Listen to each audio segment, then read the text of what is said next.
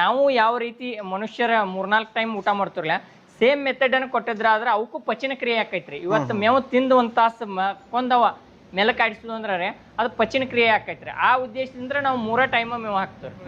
ಜೀವಾಮೃತ ಆಗಿರ್ಬೋದು, ಗೋನಂದಾಜಲ ಆಗಿರ್ಬೋದು, ಗೋಕೃಪಾಮೃತ ಆಗಿರ್ಬೋದು, ಅಗ್ನಿಯಸ್ತ್ರ ಆಗಿರ್ಬೋದು, ನೀಮಾಸ್ತ್ರ ಆಗಿರ್ಬೋದು, ಎರೆಜಲ, ಎರೆಗೊಬ್ಬರ ಘಟಕ, ಪ್ರತಿಯೊಂದು ಕಲ್ಚರ್ಗಳನ್ನ ಇಲ್ಲೇ ರೆಡಿ ಮಾಡ್ಕೋತೀವಿ.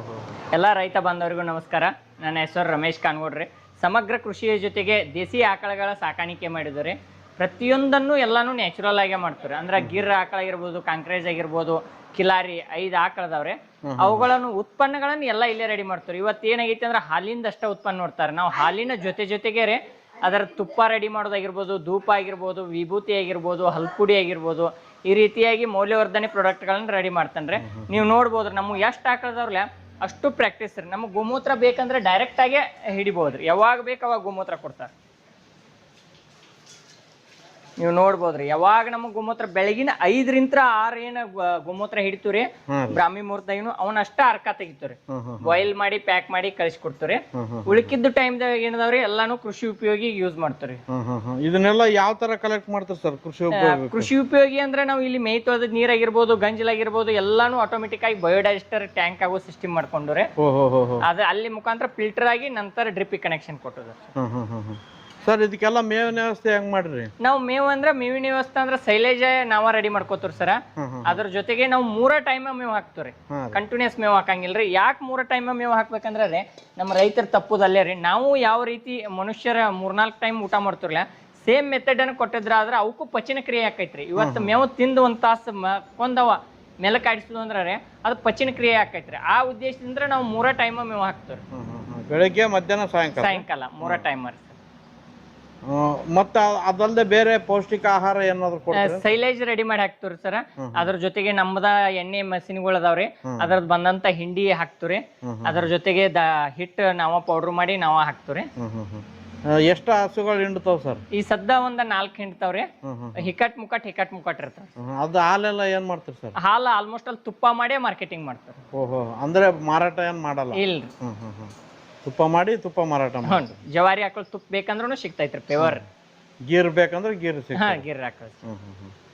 ಇದ್ರದ್ದು ಸಗಣಿ ಗೋಮೂತ್ರ ಎಲ್ಲ ಯಾವ ತರ ಬಳಕೆ ಮಾಡ್ತೀವಿ? ಸಗಣಿ ಅಂದ್ರೆ ನಾವು ಎರೆಹುಳದ ಗೊಬ್ಬರನು ರೆಡಿ ಮಾಡ್ತೀವಿ. ಅದ್ರ ಜೊತೆಗೆ ವಿಭೂತಿನೂ ರೆಡಿ ಮಾಡ್ತೀವಿ, ಹಲ್ಪುಡಿ ರೆಡಿ ಮಾಡ್ತೀವಿ. ಇನ್ನ ಕೃಷಿ ಉಪಯೋಗಿ ಎಲ್ಲಾ ಔಷಧಿಗಳನ್ನ ಎಲ್ಲ ಇಲ್ಲೇ ರೆಡಿ ಮಾಡ್ತಾರೆ ಗೋಮೂತ್ರದಿಂದ.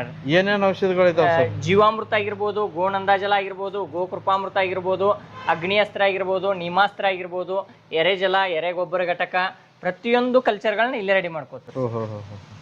ಇಲ್ಲಿಂದ ತೋಟಕ್ಕೆ ಸಪ್ಲೈ ಮಾಡ್ತಾರೆ? ಹೌದು ಸರ್. ತುಪ್ಪ ನೋಡ್ಬೋದ್ರಿ ಸರ್, ಗ್ಯಾರಂಟಿ ಆಗಿ ಕೊಡ್ತೀವಿ. ಸ್ವತಃ ರೆಡಿ ಮಾಡಿ ಕಾಜಿನ ಬಾಟಲ್ದಾಗ ಹಾಕಿ ಪ್ಯಾಕ್ ಮಾಡ್ತೀವಿ. ಇಲ್ಲೇ ಬಂದು ಹೋದ್ರು ಕೊಡ್ತೀವಿ, ಕೊರಿಯರ್ ಕಳಿಸ್ಕೊಡಂದ್ರು ಕಳಿಸ್ಕೊಡ್ತೀವಿ ಸರ್. ಏನ್ ರೇಟ್ ಆದ್ರಿ ಸರ್? 2,000 ರೂಪಾಯಿ ಕೆಜಿ ಸರ್. ನೀವು ಓದ್ಬಾಕ ನೀವು ಗ್ಯಾರಂಟಿ ಮೇಲೆ ರೊಕ್ಕ ಕೊಡ್ರಿ, ಅಷ್ಟು ವಿಶ್ವಾಸ ಸರ್. ಹಂಗೇನ ಮಿಸ್ಟೇಕ್ ಇದ್ರೆ ಹೊಳ್ಳಿ ವಾಪಸ್ ಕಳ್ಸ್ಬೋದ್ರಿ ಸರ್.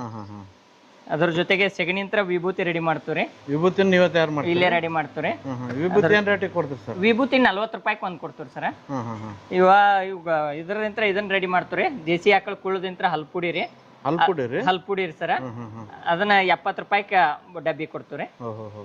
ಇದ್ರಿಂದ ಏನೇನು ಪ್ರಯೋಜನ? ಹಲ್ಲು ಜುಣ್ಣು ಬರದ್ರಿ, ವಸಡ್ ನೋವ, ಕಲಿ ಎಲ್ಲಾನು ಕಂಟ್ರೋಲ್ ಬರ್ತೈತಿ. ಈ ತರ ಇನ್ನು ಗಿಫ್ಟ್ ಐಟಮ್ಸ್ ಅದು ಮಾಡ್ತೀವಿ. ಅವ್ ಹೆಚ್ಚಿನ ಪ್ರಮಾಣದಾಗ ಸ್ಟಾಕ್ ಇಲ್ಲ ಸರ್. ನಮ್ಮ ಎಷ್ಟ್ ಹಾಕದವ್ರಲ್ಲ ರೀ ಅಷ್ಟು ಗೋಮೂತ್ರ ಯಾವಾಗ ಬೇಕು ಅವಾಗ ಕೈ ಆಡ್ಸ್ರೆ ಗೋಮೂತ್ರ ಕೊಡ್ತಾವ್ರಿ ಸರ್. ಅವನ ಬೆಳಗಿನ 5ರಿಂದ 6 ಏನ್ ಬ್ರಾಹ್ಮಿ ಮುಹೂರ್ತದಾಗ ಹಿಡಿತೀವ್ರಿ ಅವನ ಅಷ್ಟ ಅರ್ಕ ತೆಗಿತೀವ್ರಿ ಸರ್. ಪ್ರಾಕ್ಟೀಸ್ ಆಗ್ಬಿಟ್ಟದ್ರಿ? ಪ್ರಾಕ್ಟೀಸ್ ಆಗ್ಬಿಟ್ಟಾರ ಸರ್. ಅವ್ರ ಜೋಡ್ ನಾವ್ ಹೆಂಗ್ ಒಡನಾಟಿರ್ತಾವ್ರಲ್ಲ ಹಂಗ ನಮ್ ಜೋಡ್ ಅವ್ ಇರ್ತಾರ ಸರ್. 2 ಕಿಲಾರಿ ಅವನ್ರಿ? ಕಿಲಾರಿ. ಆಗಳೇ ನೋಡಿದಾಗ ಸಮಗ್ರ ಕೃಷಿ ಜೊತೆಗೆ ದೇಸಿ ಆಕಳ ಸಾಕಾಣಿಕೆ ಮಾಡ್ರಿ. ಅದ್ರ ಬೆಳಗಿನ 5ರಿಂದ 6 ಬ್ರಾಹ್ಮಿ ಮುಹೂರ್ತದಾಗ ಏನ್ ಗೋಮೂತ್ರ ಹಿಡಿತೀವ್ರಲ್ಲ ಅವನ್ನ ಈ ರೀತಿಯಾಗಿ ಬಾಯ್ಲ್ ಮಾಡ್ಕೋತೀವ್ರಿ. ನಾವು ಅರ್ಕ ತೆಗಿತೀವ್ರಿ. ಅರ್ಕ ತೆಗಿ ಪದ್ಧತಿ ಅತ್ತಾರ್ರಿ. ಈ ರೀತಿಯಾಗಿ ಒಂದ್ ಸ್ಟಿಮ್ ಐತ್ರಿ. ಇದ ತೆಳಗ ಲೋ ಪ್ರಮಾಣದಾಗ ಉರಿ ಕೊಡ್ತೀವ್ರಿ. ಅದು ಏನು ಆವಿಯಾಗಿ ಕಲೆಕ್ಟ್ ಆಕೈತಿರಲ್ಲ ಈ ರೀತಿಯಾಗಿ ಹನಿ ಹನಿಯಾಗಿ ಕಲೆಕ್ಟ್ ಆಕೈತ್ರಿ ಸರ್. ಈಗ ನೋಡ್ಬೋದ್ರಿ ನೀವು, ಅಗದಿ ನಿಮ್ಗೆ ತಿಳಿಯಾಗಿ ಇಲ್ಲಿ ಬಿಸಿನೀರು ತಣ್ಣೀರು ಪೈಪ್ ಕೊಟ್ಟದ್ರಿ.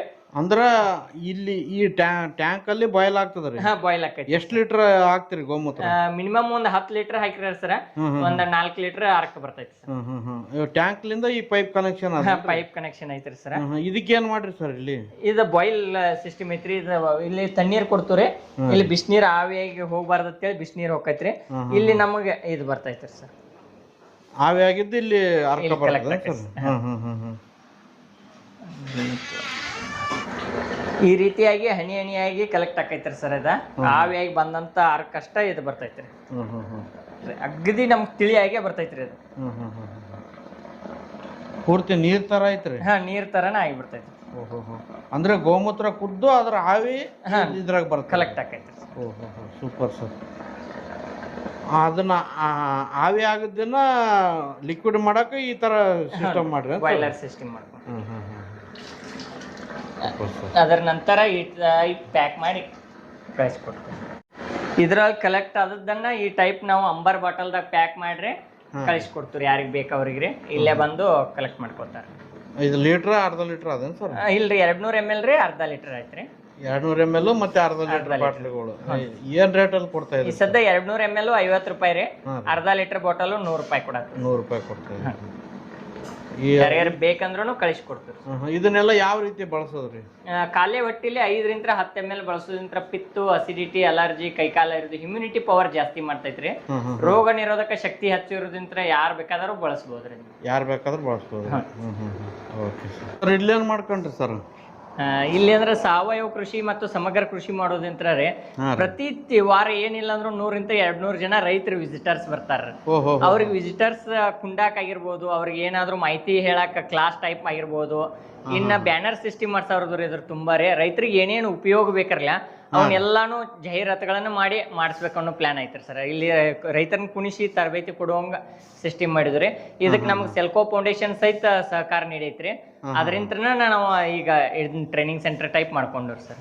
ಅಂದ್ರೆ ಸೆಲ್ಕೋ ಫೌಂಡೇಶನ್ ವತಿಯಿಂದ ಇದನ್ನೆಲ್ಲ ನಿರ್ಮಾಣ ಮಾಡ್ರಿ? ಹ್ಞೂ ಸರ್, ಅದ ಸಪೋರ್ಟ್ ನಾವು ಸಿಸ್ಟಮೆಟಿಕ್ ಆಗಿ ಮಾಡ್ಕೊಂಡ್ರಿ. ಇಲ್ಲೆಲ್ಲ ರೈತರಿಗೆ ಸಾವಯವ ಕೃಷಿ ಬಗ್ಗೆ ಟ್ರೈನಿಂಗ್ ಮಾಡಿ. ಒಳ್ಳೇದು ಸರ್, ಒಳ್ಳೇದು.